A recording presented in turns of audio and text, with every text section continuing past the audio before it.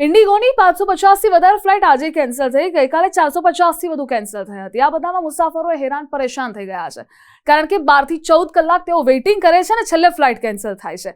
આખરે પ્રોબ્લેમ છે શું ઇન્ડિગોને? કારણ પર નજર કરીએ તો સ્ટાફની અછત, ટેકનિકલ સમસ્યાઓ અને ખરાબ હવામાન આ કારણ ઇન્ડિગો જણાવે છે. જો કે DGCAના નવા રૂલ્સ પણ જવાબદાર છે. મુસાફરોની સુરક્ષા વધારવા માટે પાયલટ્સ અને ક્રૂને પૂરતો આરામ આપવો આ નવા રૂલ પ્રમાણે છે. નવા ફ્લાઇટ ટાઈમ લિમિટેશન નિયમથી ક્રૂની અછત સર્જાય છે. પાયલટના ઉડાન કલાકે દૈનિક ઘટાડીને 8 કરાયા.